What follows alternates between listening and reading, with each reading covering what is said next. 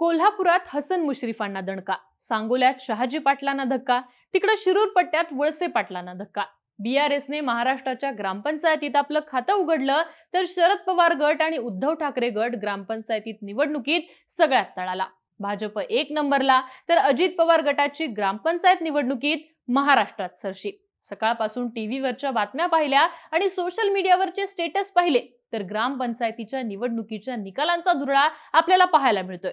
खरं तर मोठमोठे विचारवंत आणि पत्रकारही सांगून गेले की दिल्लीतल्या राजकारणावर तुम्ही अभ्यास करा, पण गावकी भावकी आणि गल्लीतल्या गावातल्या राजकारणावर जास्त विचार करू नका, ते खूप खोल आणि गंभीर असते।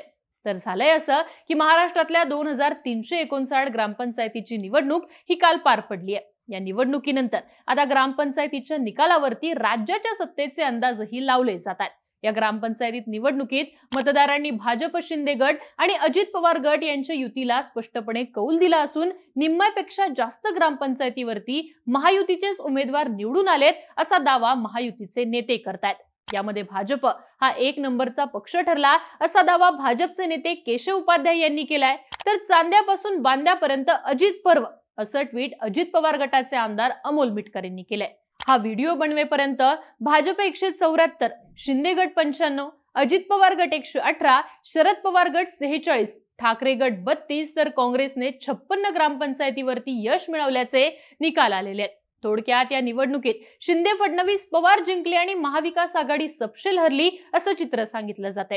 त्यातही अजित पवार गटाला ज्या पद्धतीने यश मिळाले त्याचं कौतुक अजित पवार गटापेक्षा भाजपचे पदाधिकारी जास्त करताना दिसतात। या निकालावरून आगामी निवडणुकीत राज्यात आणि देशात भाजपला सत्ता मिळणार असे दावेही केले जातात।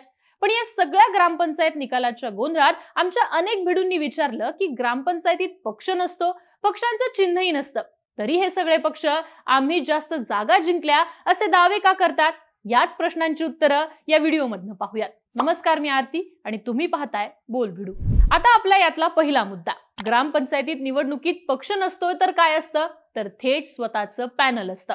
ग्रामपंचायत सदस्य हे विधानसभा लोकसभेसारखे राजकीय पक्षाच्या चिन्हावर निवडून येत नाहीत, तर ते पॅनल मधून निवडून येतात। त्यामुळे ते कोणत्याच पक्षाला बांधील नसतात। गावातील स्थानिक पातळीवरचं राजकारण, गटतट आणि त्यातनं बदलणाऱ्या समीकरणातनं पॅनल मधली मंडळी आज एका पक्षाचं समर्थन करतात तर उद्या दुसऱ्या पक्षाचं, आज या नेत्याच्या मागे तर उद्या दुसऱ्या नेत्याच्या मागे, असा एकंदर सगळा कार्यक्रम असतो। पण मग हे पॅनल कसं ठरवतात? तर गावातला एखादा मोठा पुढारी असतो तर तालुक्याच्या आमदाराचा किंवा त्यांच्या पक्षाचा जो नेता असेल त्याचा समर्थक असतो, तो त्या नेत्याच्या मार्गदर्शनात गावच्या निवडणुकीत पॅनल उभा करतो। हे जवळपास प्रत्येक ग्रामपंचायतीत दिसणारं बेसिक चित्र आहे। पण कधी कधी काय होतं तर एका गावात 2 पुढारी असतात आणि दोन्ही पुढारी एकाच पक्षाचे किंवा जो कोणी पक्षाचा नेता असतो त्यांच्या जवळचे असतात। पण या दोन्ही पुढाऱ्यांची गावातली पॅनल वेगळी असू शकतात बरं का। मग अशा वेळी दोघांच्या बॅनरवर संबंधित एकाच पुढाऱ्याचा फोटो असतो। यामध्ये गावातली लोक सुद्धा कन्फ्यूज होतात की नक्की पॅनल कोणतं म्हणून। अगदी उदाहरण द्यायचं झालं तर समजा बारामती तालुक्यातले एक गाव आहे, या गावाचे 2 पुढारी आहेत आणि दोघेही एकमेकांच्या विरोधात आहेत, मात्र दोघांचा नेता एकच आहे, ते म्हणजे शरद पवार। तर एकमेकांच्या विरोधात असणाऱ्या पॅनलवरती दोन्हीकडे शरद पवारांचा फोटो असू शकतो। बरं, यात अजून एक गोष्ट घडते, कधी कधी हा मोठा पुढारी आमदाराच्या किंवा त्या पक्षाच्या नेत्याच्या विरोधात जायचं ठरवतो आणि आपल्याच पक्षाच्या विरोधात गावात पॅनल उभा करतो। आता हे एवढं सगळं चक्कीत जाळ करणारं राजकारण असताना आणि वर सांगितल्याप्रमाणे पक्षांतराचं बंधन नसताना कसलीच गॅरंटी नसते की हे सदस्य आपल्याकडेच राहतील।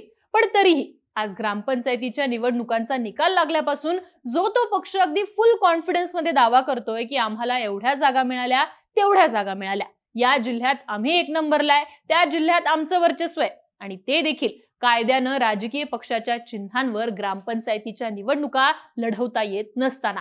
भारतीय राज्यघटनेची 73वी आणि 74वी घटना दुरुस्ती ही पंचायत राज व्यवस्थेशी संबंधित आहे। यातल्या 73व्या घटना दुरुस्तीनुसार ग्रामपंचायत निवडणुकीचा संबंध थेट गावातल्या लोकांशी असतो। यात राजकीय पक्ष आपापल्या चिन्हांवरती निवडणूक लढवल्यास ग्रामस्थांमध्ये परस्पर दुही निर्माण होऊ शकते। त्यामुळे ग्रामपंचायतीची निवडणूक ही पक्षाच्या चिन्हावर लढवली जाऊ शकत नाही। गाव ही एक स्वतंत्र बॉडी राहावी, त्यात कुणाचाही हस्तक्षेप असता कामा नये, असाही या कायद्यामागचा उद्देश आहे। पण मग आता यातला प्रश्न असा आहे की जर कायद्यानुसारच ग्रामपंचायतीच्या निवडणुकीला पक्षाचं चिन्हच वापरता येत नसेल तर मग हे पक्ष नेमक्या कोणत्या आधारावरती दावा करतात की ही ग्रामपंचायत आमच्या ताब्यात आहे, आम्ही एवढ्या जिंकलेल्या आहेत? तर या प्रश्नांचं उत्तर जाणून घेण्यासाठी आम्ही ज्येष्ठ राजकीय विश्लेषक डॉक्टर प्रकाश पवार यांच्याशी संपर्क साधला. ते बोलबिडूशी बोलताना म्हणाले की ग्रामपंचायतीच्या निवडणुकांसाठी जिल्ह्याच्या किंवा तालुक्याच्या नेत्याने, आमदार खासदारांनी आपल्या गटाच्या माणसाला नेतृत्व देऊन पॅनल उभं केलेलं असतं किंवा गावातील एखादा पुढारी पॅनल उभा करतो, तो त्या पॅनलचा प्रमुख असतो. निवडणूक लढवून जेवढे सदस्य निवडून येतील ते त्या पॅनल प्रमुखाच्या अधिकारात असतात. मग तो पॅनल प्रमुख त्या पक्षाच्या तालुकाध्यक्षाला कळवतो, पुढे हा तालुकाध्यक्ष जिल्हाध्यक्षांना कळवतो आणि तो अध्यक्ष राज्याच्या प्रमुखांना कळवतो. त्या पॅनल प्रमुखांच्या दाव्याच्या आधारावरतीच पक्ष हा दावा करत असतात, पण त्यांना पक्षाचं बंधन नसतं. पण मग पक्षांचा हा क्लेम खरा मानायचा असतो का? यासाठी आम्ही ज्येष्ठ राजकीय विश्लेषक डॉक्टर अशोक चौसाळकर यांच्याशी बातचीत केली. त्यांनी बोलबिडूशी बोलताना सांगितलं की असा क्लेम करता येत नाही, परंतु यंदाच्या महाराष्ट्रातल्या ग्रामपंचायतीच्या निवडणुका या वेगळ्या होत्या. या निवडणुका जरी पक्षीय चिन्हांवर होत नसल्या तरी त्यामध्ये 3 महत्त्वाच्या गोष्टी झाल्या. पहिली म्हणजे सरपंच प्रत्यक्ष लोकांकडून निवडला गेला, त्यामुळे गावांमध्ये लोकांना सरपंच होण्यासाठी पुढे आणलं गेलं. दुसरं म्हणजे आता सरकार बदललंय, शिवसेनेत मोठी फूट पडली, ती 2 गटात स्पर्धा सुरू झाली. खरी शिवसेना कोणाची यावरून, राष्ट्रवादीतही फूट पडली, राष्ट्रवादी कोणाची यावरूनही स्पर्धा चालू झाली. त्यामुळे ग्रामपंचायतीची ही निवडणूक पक्षांच्या चिन्हावर नाही तर पक्षीय आधारावरती निवडून आपलं वर्चस्व सिद्ध करण्यासाठी खरी चढाओढ होती. तिसरी गोष्ट म्हणजे ही निवडणूक भाजपसाठी, अजित पवार गटासाठी आणि शिंदे गटासाठी अत्यंत महत्त्वाची होती. यामध्ये स्थानिक आमदारांनी जास्त रस घेतल्याचं दिसतंय. आपला सरपंच निवडून आणणं हे ध्येय ठेवलं गेलं. पक्षीय चिन्ह नसलं तरी पक्षीय पायावर ही निवडणूक लढवली गेली. भाजपने सिद्ध केलं की ते 1 नंबरचा पक्ष आहे. शिंदे गटाने सिद्ध केलं की आम्ही ठाकरेंच्या सेनेपेक्षा वरचढ आहोत, तर अजित पवार गटाने सिद्ध केलं की शरद पवारांच्या राष्ट्रवादीपेक्षा आम्ही वरचढ आहोत. थोडक्यात राजकीय ईर्ष्या आणि अस्तित्वावरती ही निवडणूक लढवली गेली.